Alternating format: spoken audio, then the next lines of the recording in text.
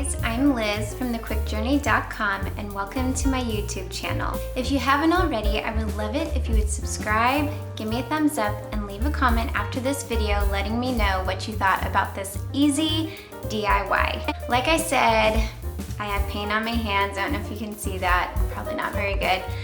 I spent a little bit of time this morning doing a really fun, simple DIY. I am not a DIY kind of girl. I prefer, if I can, to just buy it because I don't have a lot of DIY supplies, so I don't want to go buy a bunch of DIY stuff.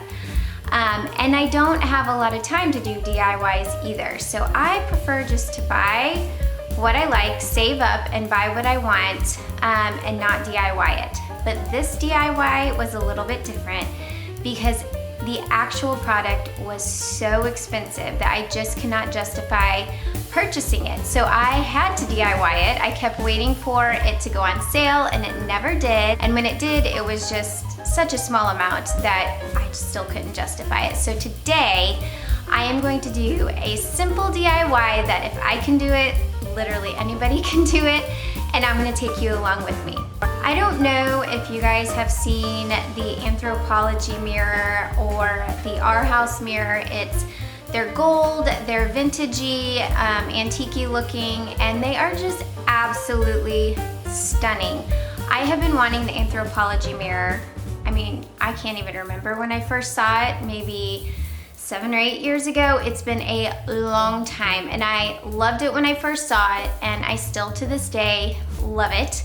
And you know, the thing with Anthropology and Our House is they really are a great quality. Products are made well, and they are just sturdy, and they are going to be pieces that last you for a long time. So I for sure think that if it's something you really, really want, it is absolutely worth investing in. My issue with the mirror is that I didn't know if I would love it forever and ever and ever. And since I have wanted it for the last 7-ish years, I keep worrying, oh no, am I gonna like fall out of love with it once I get it? Like, is the trend on the way out? They both are very classic, vintage, antique-y type mirrors, so I think they're always gonna look amazing, but it was such a hefty price to pay that I worried about spending that much on a mirror, so I just never did it. I really love a European look to a home. It's kind of what I'm going for here, more of like a French or English type style. I love mixing those two. I love the velvet, and I love the wicker, I love the copper, and I love mixing details, having pattern and all kinds of things layered upon pattern. And so our fireplace could be one that could be very Parisian, where you have these Parisian flats that have these beautiful ornate mirrors sitting on the mantle. And with our high ceilings in our living room, I just kept thinking it would be perfect to have an ornate mirror like that in our living room. And so I kept looking for mirrors that were more in my price range, and I found this one from Target several years ago. And it was more of a farmhouse style mirror, but it was a decent size. Mirrors are expensive. Like, no matter how you spin it, if you want a large scale mirror, you are gonna be paying a lot of money. So this one was a little more in my price range. It was around $50 or $60 from Target. It was simple. It was not ornate at all, but it also didn't like detract and take away from what I was doing in the rest of the room. So it fit for the time being, but I have since been looking everywhere I go. Kirkland's, Hobby Lobby, antique stores, everywhere I go, I look to see if I can find a mirror that would mimic what I see on the Anthropology and Our House websites. And I have yet to find it. So finally, I decided I'm gonna make one myself.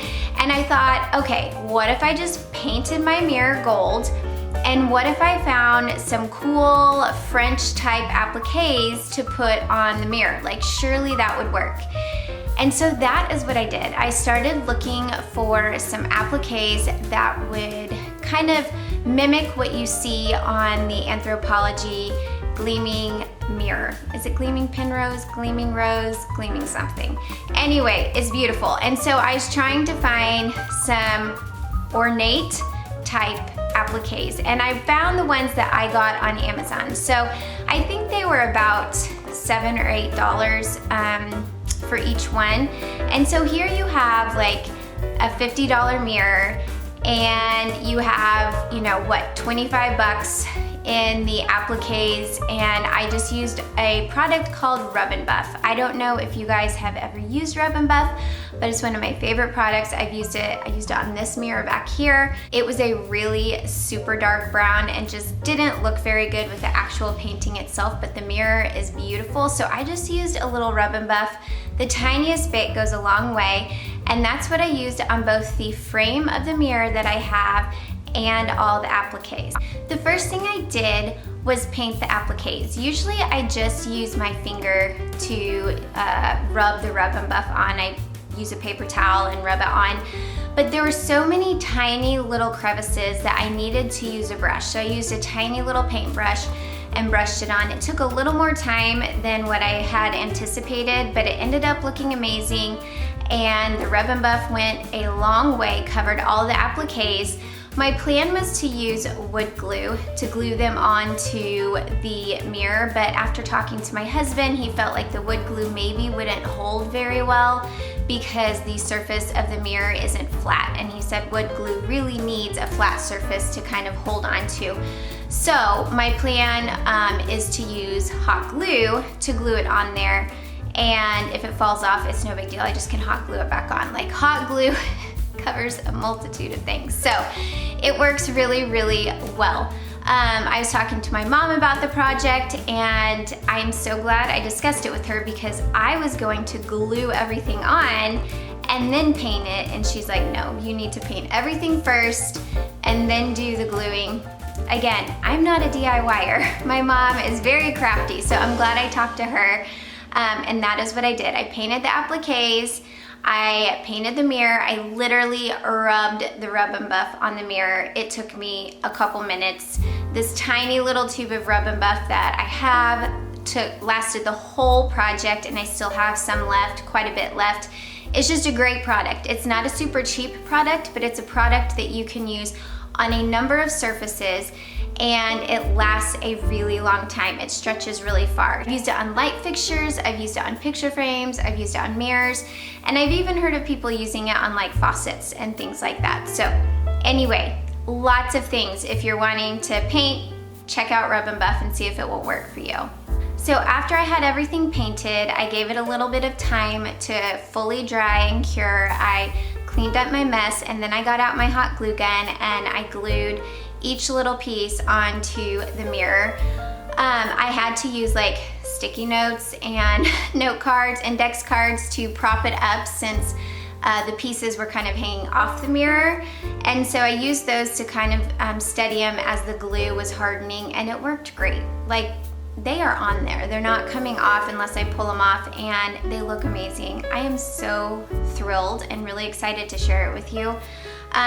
So I am going to let it all cure, and then I'm going to put it on the mantle, and I will show you the final after of my DIY antique mirror.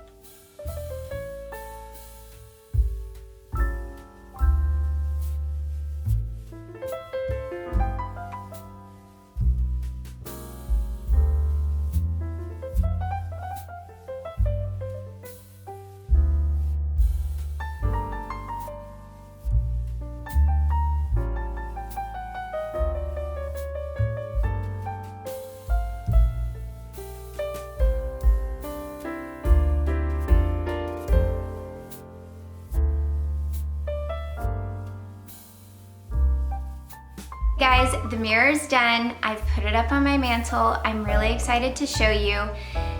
Does it look as amazing as the Anthro mirror? No, but it also wasn't $1,000. So I feel really good about it. The one thing I might change is we have a ton of natural light in our living room, and so it makes it look a little bit bright, and I kind of wanted it to be a little more like dark gold, and so I might do something to make it look even more antique. I need to look into that and see what I can use on top of the Rub and Buff product to get the look that I'm going for, but I am so thrilled with it.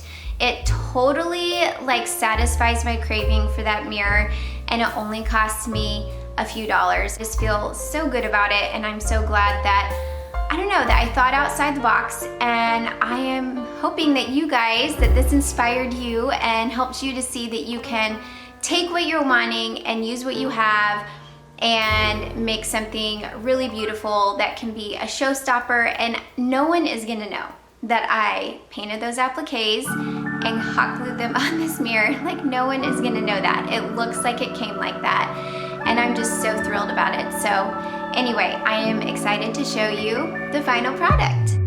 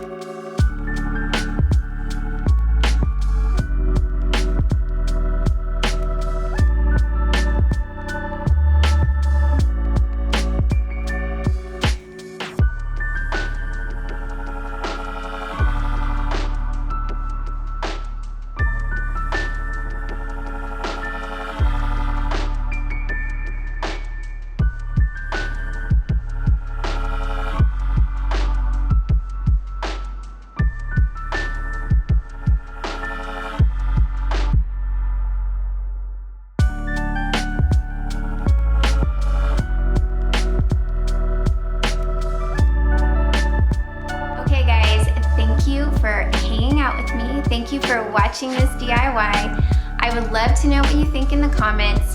Have you seen the Anthro in our house mirrors that I'm talking about? Do you think that this one is good enough? Like, would you be satisfied with this? If there's anything you would change, or if you have an idea how to make it look a little more antique, I would love to know in the comments. Definitely let me know. Please leave a comment, subscribe, and give me a thumbs up if you haven't already, and I will see you guys next time. Bye.